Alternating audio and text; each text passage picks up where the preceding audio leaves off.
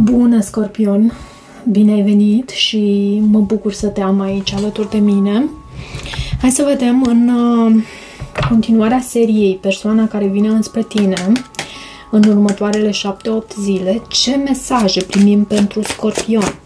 Și am să dau un pas înapoi cu energia mea pentru a primi mesaje specifice pentru Scorpion.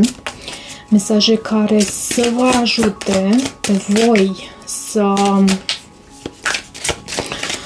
faceți alegerile potrivite în următoarea perioadă pentru voi, în primul rând, pentru că voi trebuie să investiți în voi și vreau să văd ce simte cu adevărat această persoană care vine înspre tine, ce simte cu adevărat. Wish. Cineva pe care tu ți l-ai dorit vine în viața ta și văd aventură, caută aventură unul împreună cu celălalt, aduce incitare acestei călătorii pe care o numim viață. Poate fi vorba, pentru că mă duce cu gândul la acel cavaler de bâte, acel cavaler aventuros, poate fi vorba chiar despre un semn de foc, în mod specific un săgetător, sau poate chiar leu berbec, pentru că este o citire colectivă. Vreau să văd pentru tine ce arhetip are această persoană care vine înspre tine în următoarele 7-8 zile. Ce arhetip are această persoană? Nu, mi se transmite. Voiam să iau acel card, dar mi s-a transmis să mai am răbdare. Uite că a venit și cardul potrivit și este vorba despre alchimistul.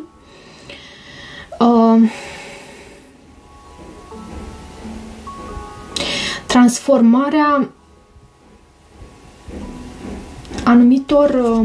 Deci aici am să îți citesc în engleză, pentru că nu știu dacă am să mă descurc atât de bine să fac traducerea în limba română. Transformation of base motives and goals into golden wisdom. Cumva alchimizarea între două elemente pentru a obține un cel de-al treilea element. E principiul săgetătorului, să știi. Al temperanței, mai exact. Pentru a obține un cel de-al treilea element denumit înțelepciune.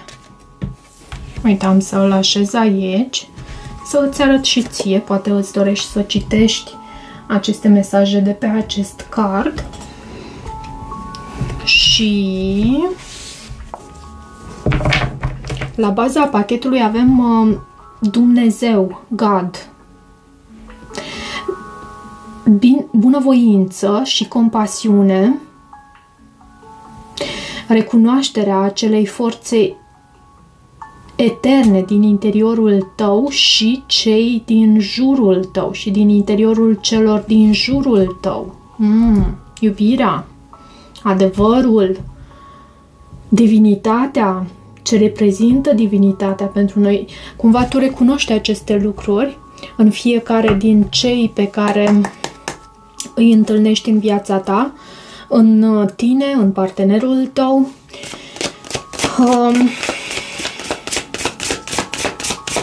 Hai să vedem tarotul ce are să îți transmită pentru Scorpion, ce mesaje avem pentru Scorpion astăzi, pentru următoarele 7-8 zile, ok? Ce mesaje avem pentru Scorpion? Și am să îmi dau voie ca prin channeling să primesc acele mesaje potrivite pentru tine. Îndrăgostiții, ce frumos! 8 de bâte, cavalerul de cupe, dar și 10 de spade. Poate în trecutul vostru împreună cu această persoană a existat o încheiere, un sfârșit, ceva care te-a pus la pământ în această dragoste pe care tu o ai, uite, și puterea. Dar ești puternică, nu uita de acest lucru. Ești puternic, ești puternică. Ceva te-a pus la pământ totuși cu acest 10 de spade. Poate ceva s-a încheiat aici între tine și această persoană undeva în trecut. Însă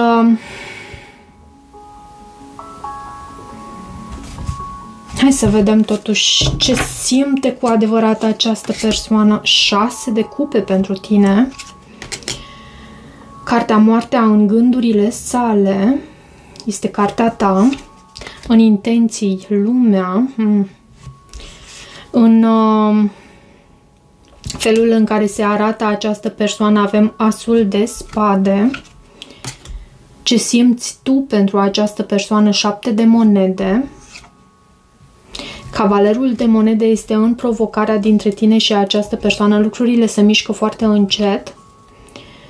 4 de spade este în viitorul apropiat în această situație și Marea Preoteasă, important pentru tine, poate mai mult decât vreodată până acum, este să îți asculți intuiția. Marea Preoteasă aici anunță faptul că tu ești conectată la intuiția ta, doar că e necesar să îți găsești, să îți faci timp liber pentru a fi cu tine, pentru a fi și chiar pentru a te întreba în liniște, cu calm, relaxat, după ce te relaxezi, după ce încerci să îți relaxezi fiecare mușchi al corpului tău și îți dai voie, îi dai voie corpului tău și mușchilor ai tăi să se relaxeze și după acest proces de relaxare să te întrebi ce îmi încearcă să îmi transmită mie intuiția mea de fapt. Ce încearcă ea să îmi transmită? Și astfel tu... Și e posibil, ce mai vreau să mai adaug aici, e posibil ca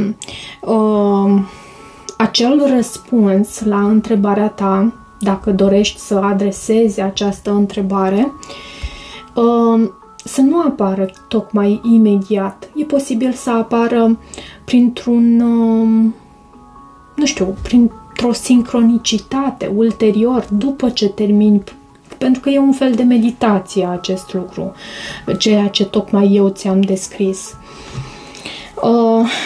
E acel procedeu prin care tu faci liniște în mintea ta și îi dai voia adevărului să transpară, să iasă la suprafață, să îl asculți, să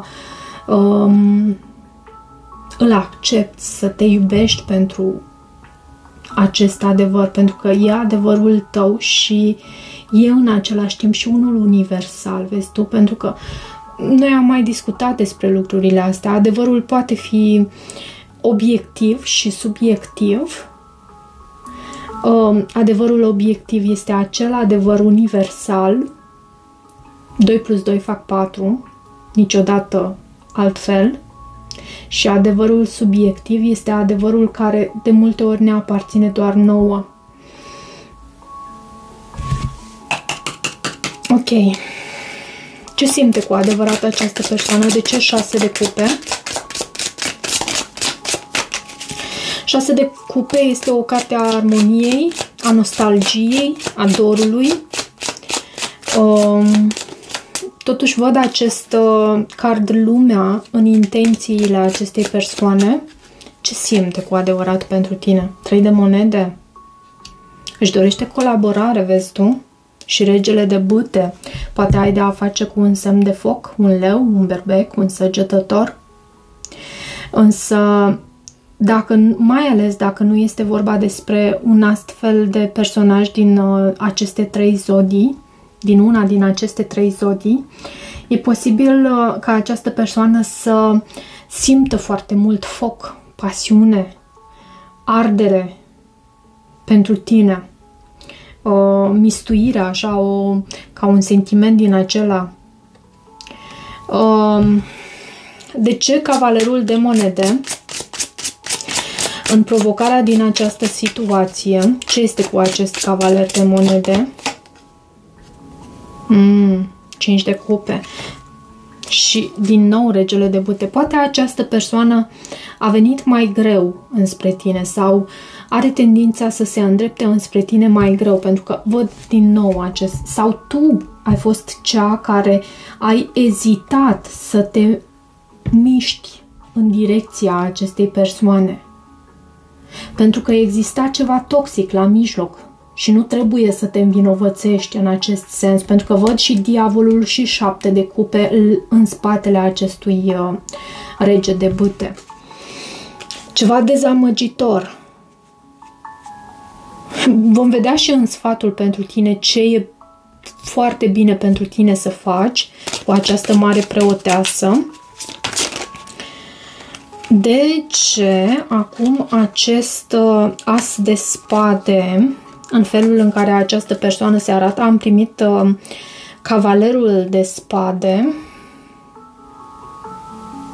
Ai de a face cu o persoană destul de, aș putea să spun, înverșunată, furioasă, cumva, și văd și pajul de bâte. Cumva, și nu știu dacă ai ascultat videoclipul pe care, bine, urmează să îl public, încă nu l-am publicat, cel din seria asta, din aceeași zi, cumva tu îl primești în aceeași zi, videoclipul, în care vorbeam puțin despre înverșunare. Înverșunarea denotă forță și nu putere autentică a noastră. Parcă vrea să demonstreze ceva anume. Probabil a fost rănit într-un anume moment în dinamica cu tine și lucrul ăsta a dus la înverșunare. De ce moartea? De ce cartea moartea în gândurile sale? Ce gândește despre tine această persoană? Marea preoteasă. Poate te vede foarte... Și cartea moartea. Poate te vede și faetonul, 6 de spade, 4 de spade. Cred că în gândurile sale față de tine, cumva, tu ai ezitat să te mai îndrepți înspre această persoană și ai transmis ceva de genul că lucrurile s-au terminat și de aceea această înverșunare a acestui om. De ce 7 de monede? Ce este cu acest 7 de monede în sentimentele tale? Împărăteasa. Tu îți dorești creștere aici.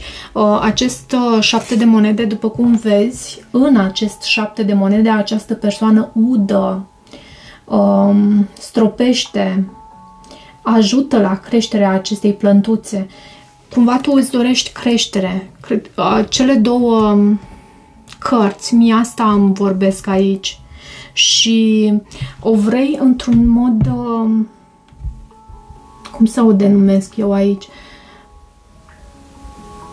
care să îți dea încredere înapoi în dragoste. Cumva poate ți-ai pierdut încrederea că ceva s-a încheiat aici, cineva a acționat într-un mod,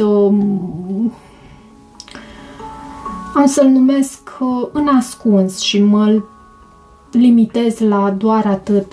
Cineva a acționat într-un mod înascuns și ceva s-a încheiat între tine și această persoană. Poate tu ai venit în mod consecvent înspre această persoană, dar ți-ai pierdut din încrederea nu în relație per se, cât în, cred că în dragoste. De ce lumea?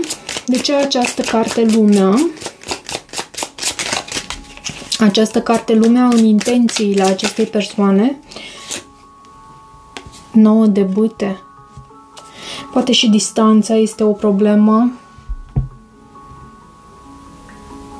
Lumea vorbește, bineînțeles, despre a încheia un anume capitol. Soarele. Roata norocului, 8 de cupe, o plecare, o detașare a cuiva anume, deși se simte foarte atras de tine.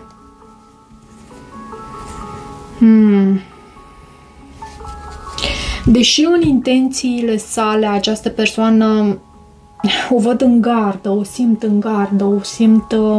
Poți să ai de-a face și cu un leu. Leu, Scorpion, Taur, Vărsător, semnele fixe sunt aici. Dar deși această persoană în intențiile sale vrea să lase această conexiune în urmă, trebuie să recunosc acest lucru, se simte... Nu e ușor. Nu e ușor. Și văd 4 de spade în viitorul apropiat. 4 de spade poate să vorbească despre o pauză sau chiar despre vindecare. Hai să vedem ce vei trăi tu în viitorul apropiat împreună cu această persoană. Pe bune că mă gândeam la această carte. Temperanța este cartea vindecării și îmi vine și să strănut. Sper că e o confirmare pozitivă pentru tine. Acest paj de monede. O nouă oportunitate și o oportunitate pentru vindecare. Da! Steaua. 4 de bâte. 5 de bâte, 6 de bâte. Poate și acea înverșunare poate să persiste ușor, pe care tocmai am discutat-o aici, dar văd vindecare. Vindecare între tine și această persoană. Și Marea Preoteasă, ce încearcă să îți transmită această Mare Preoteasă? Intuiția ta. Care e sfatul pentru tine aici? 2 de cupe. Fenomenal. Și 3 de bâte. E ca o așteptare. Și steaua. Și 4 de bâte.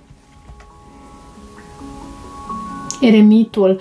Ușor poți să intri în mintea ta și să devii mai analitică, însă nu uita să cobori acolo, în suflet, în inima ta. Pentru că avem acest potențial de 2 de cupe, parteneriat, suflet pereche. Și avem, uite, am încheiat cu 2-ul de cupe și avem îndrăgostiție, acum îl văd aici la baza pachetului. Iar 3-ul de bâte vorbește și despre succes. Este o carte a succesului și a expansiunii. Foarte frumos. Hai să vedem acum. Da, ai trecut și prin provocări, dar nu uita că aceste provocări sunt cele menite pe tine să te călească și să devii acea persoană pentru care tu ai venit aici să fii. Ce urmează în această conexiune între tine și iertare și învățare? Pe măsură ce tu vindeci trecutul, tu experimentezi mai multă iubire în momentele tale din prezent. Iar la baza pachetului e o chimie puternică între tine și această persoană. Există o atracție magnetică aici. Ce frumos! O chimie puternică între tine și această persoană. Cam atât pentru această citire, dragilor. Vă mulțumesc mult pentru faptul că îmi sunteți alături și pentru toată susținerea voastră. By the way, am văzut că au apărut niște puncte de susținere. Nu am știut până astăzi, până aseară, de fapt, mi-a spus soțul meu. Dacă găsiți și vreți să mă susțineți, vă mulțumesc. Toate bune!